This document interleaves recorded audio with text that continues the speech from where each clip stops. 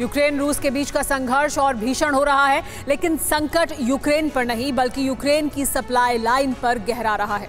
बात NATO member Poland की हो रही है। वहीं पोलैंड जो सेकेंड वर्ल्ड वॉर का एपिसेंटर था और हालात ऐसे बनते दिख रहे हैं जिसमें पोलैंड तीसरे विश्व युद्ध का भी केंद्र बन सकता है। तो क्या रूस ने पोलैंड पर हमले की तैयारी कर ली है? क्या पोलैंड को दहलाने का प्लान अमल में लाया जा रहा है या फिर क्रेमलिन ने कोई दूसरा रणनीतिक रास्ता अपनाया है? देखिए इस रिपोर्ट में। 1 सितंबर 1939 जर्मनी की बड़ी जीत। ये तारीख सिर्फ पोलैंड के एक हिस्से पर जर्मनी के कब्जे की नहीं थी, बल्कि ये तारीख सेकेंड वर्ल्ड वॉर की शुरुआत की है। हालांकि जर्मनी की इस जीत से दूसरे विश्व युद्ध की नींव पड़ चुकी है, तब किसी के लिए भी समझ पाना आसान नहीं था। लेकिन इस त्रासदी को समझने के लिए संकेत कुछ दिन बाद ही मिला। 17 सितंबर 1939 यूएसएसआर का आक्रमण। सोवियत सेना ने पोलैंड को निशाना बनाया, बम बारूद और धमाकों से पोलैंड को दहला दिया और सिर्फ एक दिन में यानी 18 सितंबर 1939 को ही वॉरसॉ का पतन हो गया। हालांकि पूरी तरह से कब्जा 6 अक्टूबर को हुआ था और देखते ही देखते इस संघर्ष पर विश्व युद्ध की मोहर लग गई। और अब यही पोलैंड तीसरे विश्व युद्ध का भी केंद्र बनने जा रहा है।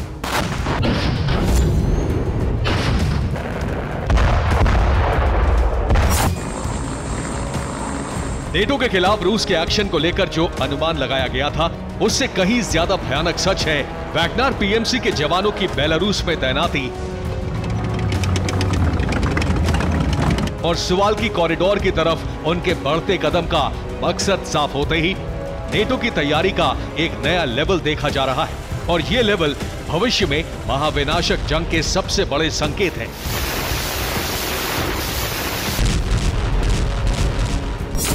आप भी वो संकेत समझ लीजिए, जिसमें पहला है पोलैंड की सीमा पर लगता सैन्य जमावड़ा, दूसरा है वैगनर लड़ाकों की सुवाल्की कॉरिडोर पर नजर, तीसरा है बेलारूस सीमा पर सैन्य तैनाती लगातार बढ़ाना, चौथा है पोलैंड की सेना को मिली कार्रवाई की खुली छूट और पांचवा है पोलैंड की सीमा के पास बड़े लेवल पर हो रहे दौरे। हालांकि इसमें चौंकाने वाला ऐसा कुछ नहीं है, क्योंकि वैगनर लड़ाकों के बेलारूस पहुंचने और फिर सुवाल्की कॉरिडोर की तरफ बढ़ने की स्थिति ही जंग की तैयारी का सबसे बड़ा प्रमाण है। लेकिन हो सकता है कि इस प्रमाण को अनुमान की जमीन पर परीक्षा देना पड़ता, लेकिन अब इस परीक्षा की जरूरत नहीं है, क्योंकि इस प्रमाण पर मोहर लगा दी है खुद पोलैंड और लिथुआनिया ने। दरअसल लिथुआनिया के प्रेसिडेंट गीतानास नौसेदा और पोलैंड के प्राइम मिनिस्टर मात्यूस मोराविकी ने मुलाकात की है और इस मुलाकात के दौरान बेलारूस में मौजूद वैगनर पीएमसी पर चर्चा हुई है। इस बातचीत का विषय वैगनर लड़ाकों के रूप में बढ़ रहा खतरा था। अब आपको जानकर और भी ज्यादा हैरानी तब होगी जब आपको ये पता चलेगा कि इस बातचीत के साथ ही पोलैंड ने अपनी रणनीति भी साफ कर दी। रणनीति ये है कि अब पोलैंड की सीमा पर बड़ी संख्या में सैनिकों और सैन्य उपकरणों को भेजना जारी रखा जाएगा, ताकि वैगनर लड़ाकों को रोका जा सके। और ये खुलासा किसी सूत्र के हवाले से नहीं हुआ, बल्कि खुद पोलिश रक्षा मंत्री ने किया है। उनके मुताबिक पोलैंड दुश्मनों के आक्रमण रोकने के लिए स्वतंत्र है। हम आक्रमण रोकने के लिए सीमा पर तैनाती बढ़ाएंगे। हम बेलारूस सीमा पर अपनी तैनाती अब बढ़ाते रहेंगे। अब सवाल यह है कि क्या सिर्फ 100 वैगनर लड़ाकों की टुकड़ी का पोलैंड की सीमा के पास पहुंचना ही नेटो के खिलाफ जंग का प्रमाण है, या फिर कुछ और ऐसे संकेत मिले हैं जो विश्व युद्ध की आशंका को सच साबित कर रहे हैं। दरअसल पोलैंड बेलारूस बॉर्डर पर वैगनर लड़ाके पहुंच चुके हैं, जो कि रूस का रणनीतिक कदम है। लेकिन 2 दिन में 2 बार बेलारूसी राष्ट्रपति का बॉर्डर दौरा चौंकाता है। पोलैंड बेलारूस सीमा पर जंगी तैयारी के बीच चौंकाने वाला चेहरा लुकाशेंको का ही है।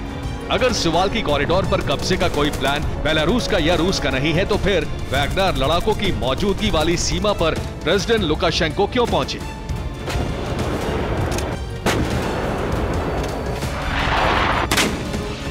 और इस सवाल का जवाब पूरी दुनिया को दहला सकता है।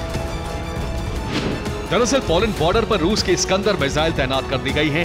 स्कंदर मिसाइल एटमी हथियार ढोने में सक्षम अस्त्र है और इस तैनात मिसाइलों को ऑपरेशन वैगनर को सौंप दिया गया है और आधिकारिक रूप से मिसाइल ऑपरेशन सुपुर्दगी के लिए ही लुकाशेंको बॉर्डर पर पहुंचे थे। यही वजह है कि पोलैंड और लिथुआनिया में जंगी तैयारी का एक नया चरण शुरू हो गया है। यहां तक कि पोलैंड ने खुलेआम हथियारों के इस्तेमाल की छूट अपनी सेना को दे दी है। पोलिश जनरल मारेक सोकोलवस्की की माने तो सीमा पर आक्रामक गतिविधियों का जवाब पूरी ताकत से दिया जाएगा। सेना को गोला बारूद इस्तेमाल करने की पूरी छूट दी गई है और इन हमलों के लिए सीमा पर फाइटर हेलीकॉप्टर्स की तैनाती भी कर दी गई है।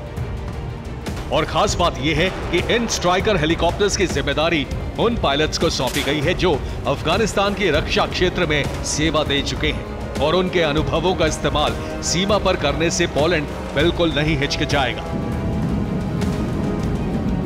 बेलारूस सीमा पर हेलीकॉप्टर की तैनाती बताती है कि अब जंग में पोलैंड की डायरेक्ट एंट्री हो सकती है और अगर ऐसा होता है तो यकीनन पोलैंड तीसरे विश्व युद्ध का भी एपिसेंटर होगा। इसमें कोई दो राय नहीं कि ऐसा हो सकता है। इसका सबसे बड़ा संकेत है बेलारूस में तैनाती के बाद आया प्रिगोजिन का पहला बयान और बयान ये है कि सुवाल्की कॉरिडोर की आजादी के लिए ठीक वैसी ही और उतनी ताकत से जंग लड़ी जाएगी जितनी कि किसी देश को आजाद कराने के लिए ताकत झोंकी जाती है। यानी तय है कि आने वाले दिनों में पोलैंड ही केंद्र होगा जहां से विश्व युद्ध शुरू होगा। Bureau report, TV9 Bharatvarsh.